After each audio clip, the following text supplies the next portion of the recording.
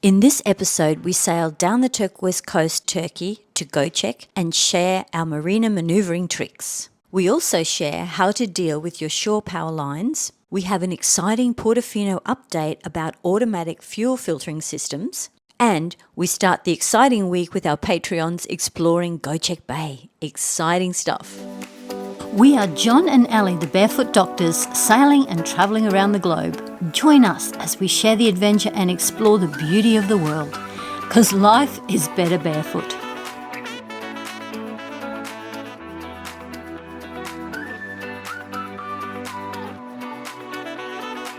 Okay, so we are preparing to leave Exqisit, this nice little port with electricity and power for €30 a night.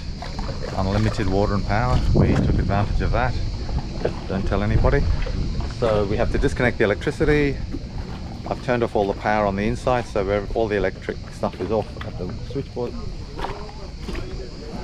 Disconnect the plug on the shore first, and then take the cord back to the boat. Here you can see how we loop the cord around a bollard, so if there is any strain on the cord, it is taken by the bollard and does not destroy the plug or the electric stand. I'm doing this by myself, so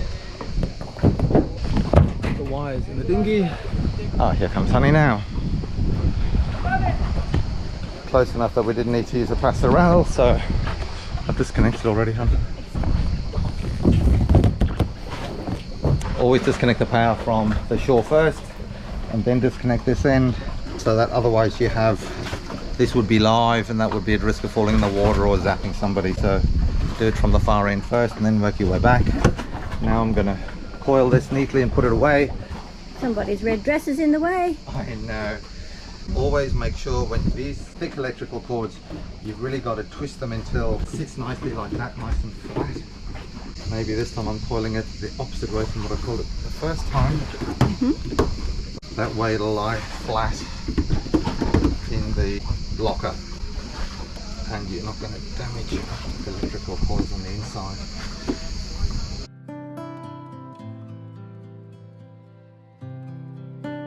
Just to let everybody know also, what I've done here is I've got a little bit of rope tied onto one end with a bowline at the other end, clove hitch and a locking half hitch there, just so that when I coil the whole thing I can pull the rope through and just tie it up and lock it so that it doesn't all fall apart, because when they go into the lockers they tend to want to fall apart on you all the time. So that's just a quick release half hitch. And you can do that with hoses as well. Yep, thanks son. So there it is. I'll turn the ends on, drop the lines, motor forward, pull the anchor up because we're on a med mooring, so let's go. Okay, so we're getting the anchor ready to pull up as well. So occasionally we're going to drop the stern lines, the leeward one first because we're being blown this way across. There's a boat right next to us there. We'll drop this one off next and then motor forward. We're going to tend to swing across onto that boat. We're going to have a roving fender that Elizabeth's going to use on that side if necessary. Whenever you're manoeuvring, especially in marinas, it's good to plan ahead and anticipate what problems may arise. So here we are med-moored with an anchor at the front and two stern lines at the back. If we release the windward one first, we would just drift sideways and bash into the boat on our port side. However, when we drop the port line, because the boat is being held with the windward starboard side, the boat remains stable until that line is dropped. When we do drop that windward line, we have to work very fast. Elizabeth has to be ready with the roving fender on the port side, and I have to drive forwards with both engines equally powerfully, giving it a bit of grunt to get out of there quickly before we drift sideways. Some people are tempted to use the port engine only or steer to the starboard side, but all this does is kicks out your stern on the port side and then you crash into the boat. On the other hand, if you use your starboard engine only, the boat heads left and you run the risk of running over the neighbour's anchor chain. So use both engines together with reasonable force and don't worry about your own chain until you are clear of the boat alongside. Once you are clear of your neighbour's boat, you can then attend to lifting the anchor. So the section where you need to have your wits about you and acting fast is after you drop that second line and until you have cleared the boats anchored alongside you. Hey guys, we hope you've enjoyed this video so far. And if you haven't yet, please subscribe to help us build the channel and to get all the important stuff we are sharing out and reaching more people.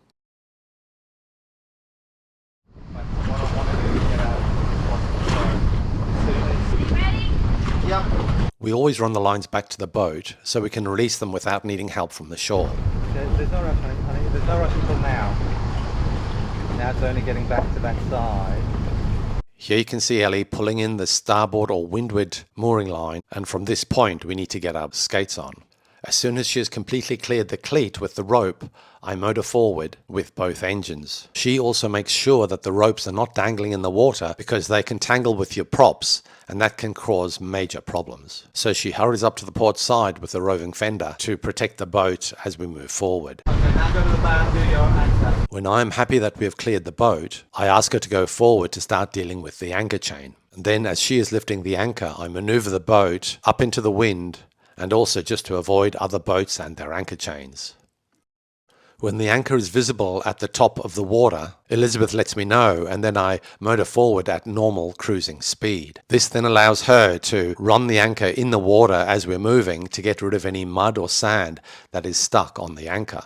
And here you can see the debris and mud creating a trail out the back of the boat as we motor forward. After the anchor is up and secure, all the mooring lines and fenders have to be retrieved, coiled and then stored in whatever lockers you normally keep them in. This is more important than you think because loose lines hanging about the boat can get washed overboard when you're sailing and then run the risk of either being lost or tangling on your propellers again. So this is really all about good seamanship and keeping a tidy ship. And then of course we have to remember to turn off the cameras and put them away somewhere safe as well. And here's the gorgeous Elizabeth saying goodbye to you all. Just left Exqisit and now it's picking up to about 9 knots and we're on about 60 or 70 degrees to the true wind. So we've obviously got the full main and Genoa up. So there they are, sailing quite nicely. We have to clear that point there before heading slightly off the wind. We've got 5.7 knots in 9.5 knots of wind. So quite civilized, 5.8 and 9.1 knots. I'm going to do a little bit of an experiment here. I'm going to put the barber hauler, pull that sail a bit flatter or out. So we'll do that and then see what the speeds change to. Hopefully we'll get a little bit more speed out of the boat. For now I'm going to use the starboard sheet. I'm pulling it down to the cleat on this side of the boat. As you can see there how much pulling the sheet into this preset track pulls the corner of the sail, and you really want the sail to be out here parallel with the mainsail. So that's actually quite a good angle for showing you how much it's pinching. That clue pulled into where the track is really does pinch in the slot a lot. So now we're letting out the port sheet, Genoa sheet. The weight will be taken by the barber hauler, and I just need to watch the telltales. Of course, this is what happens. The wind changes strength down to 7.9 knots, and we're only doing 5 knots. So, is it better? Is it worse? Really hard to tell.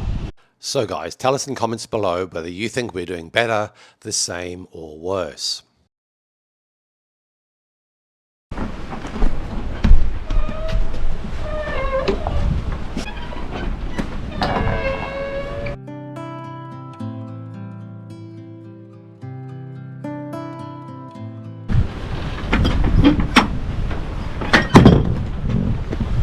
This is what the inside of this squeaky thing looks like. When it came out, there was all this debris. This bit of the aluminium has been rubbing against the inside of that, and I think that's what's been making the noise. You can actually see where the rubbing's been happening there on that edge and here on this edge. So I brought up some sandpaper and a flat sanding board.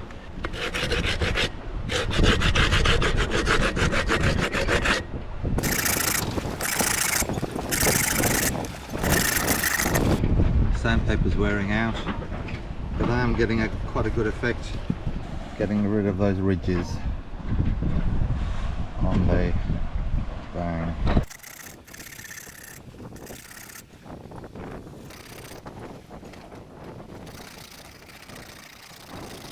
I also want to clean out the inside of this pipe way down there because a lot of the scraping was happening high up there. So what I've done is I'm highly technical.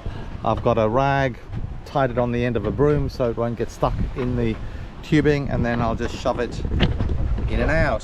So I was a bit worried I'd lose my cloth, but then because the broom's got that nice little loop on the end, it'll pull it back out.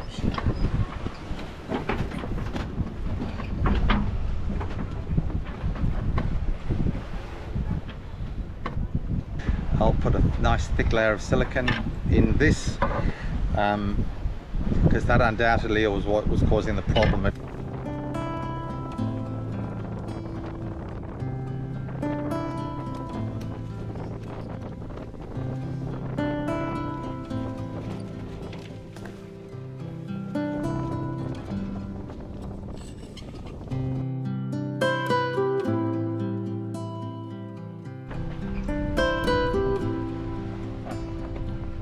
You've got to remember to do is put away all your tools and tidy up the mess that you've created. Done. Put back together again and no squeaking. That's how you get your woman to love you. And again. So we complete the 35-mile trip to Fethiye in very peaceful seas, checking out the bays along the way and watching the tourist boats.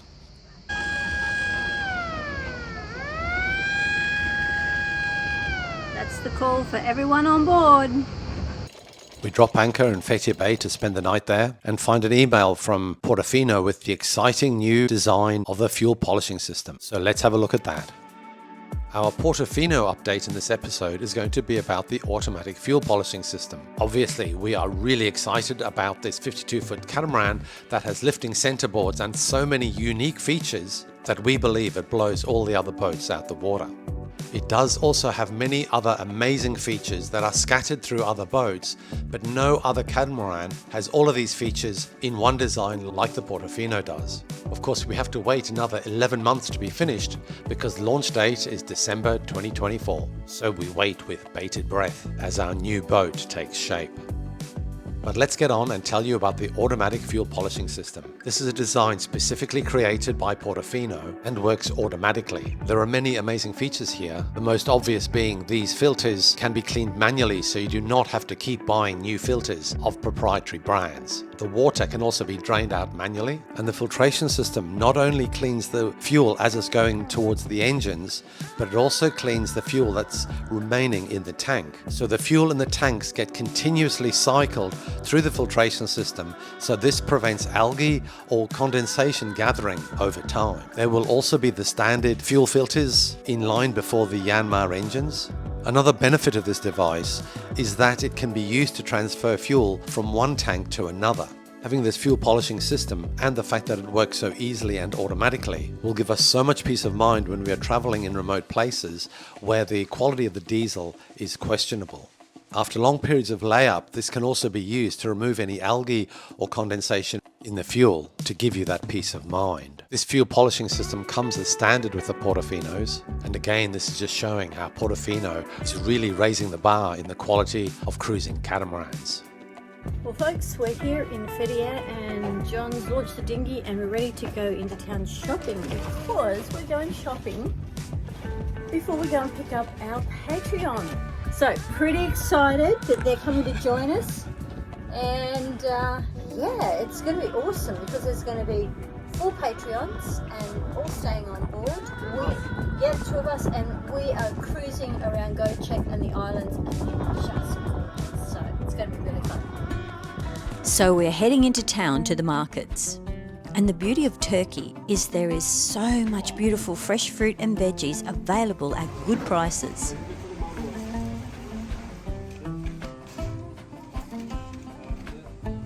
These rolling carts or trolleys are really handy, especially when the boat's further away from the shops. We now sail Expedition Barefoot the 12 miles to Gocek to pick up our Patreons. At last we are all here and enjoy our first meal all together.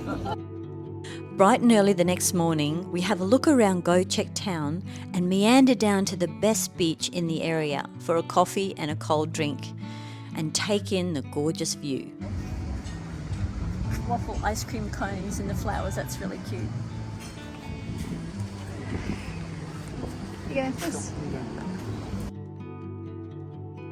We were also very happy for them to pick our brains about all subjects relating to boats, and they did. Will the price of aluminium boats hold their value better in the future? They're in a new price point. Well, I think they will, because you've got the combination of a boat that has very little degenerative risk. Also, there's not many out there, so you've got a premium because of a lack of supply. I mean, I am hoping that the aluminium boats will be, because of their inherent quality plus their lack of supply, will hold their value well or appreciate. Back to Expedition Barefoot, where we do the obvious orientation, safety talks, and the itinerary for the next week. Well, welcome to the boat, everybody. This is going to be a wonderful week, and just use the boat as if it's your own home. So help yourself find where things are, make yourself coffees and teas, and etc., etc.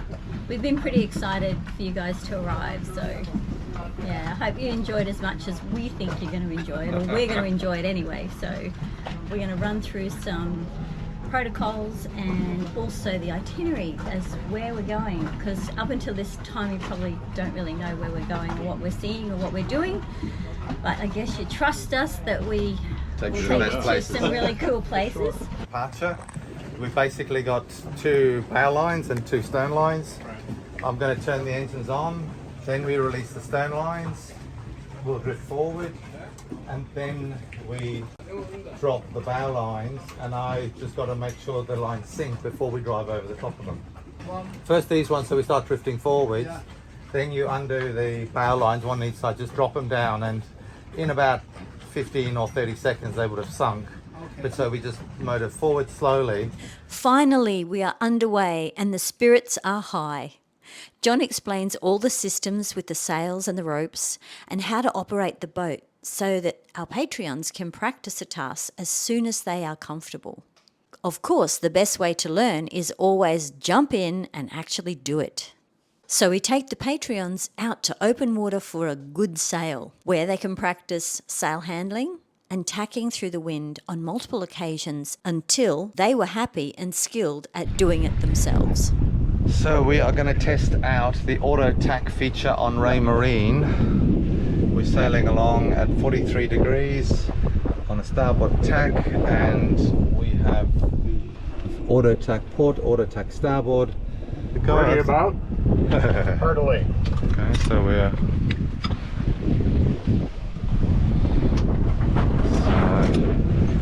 Peter's going to hold the Genoa so it backs, helps push us around, and that's probably enough. You want to let it fly out. Yep, all the way, let it go. And pull it around with the green. Yep, there we go.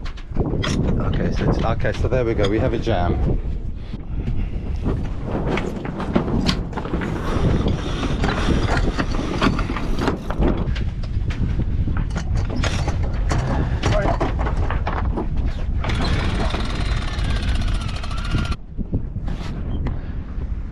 The main was centered on the other tack. It's a little bit loose now. So if we wanted to set the sails correctly on this tack, we'd need to pull the traveller up a bit to center the boom again. But we're going to just do another tack round, so we were not going to bother. Yep, ready about? Yep.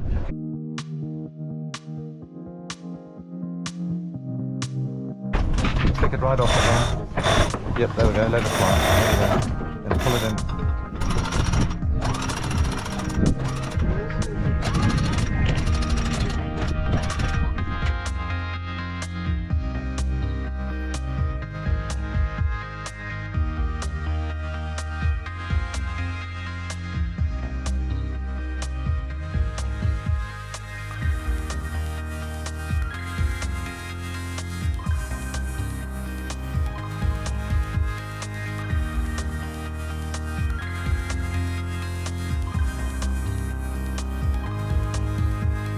Can we have a hell yeah? Because most of the mooring around here is med mooring to the rocks. They got lots of experience with that also. And just for a bit of fun, we want to find out if anybody can spot what is wrong with this picture. Please let us know in comments below. After a full day out on the water, we settle back down and relax on Expedition Barefoot with drinks and yummy platter and deep philosophical conversations, getting to know each other even better. Many more exciting days to come on this awesome adventure with our 4 new friends coming up in the next episodes. Good night, everyone, and sleep well. Thanks for joining us on this journey, and don't forget to like and subscribe. And if you want to be a part of an exciting way to save lives around the world, join our Patreon family and get up close and personal with us. And we'll see you in the next episode.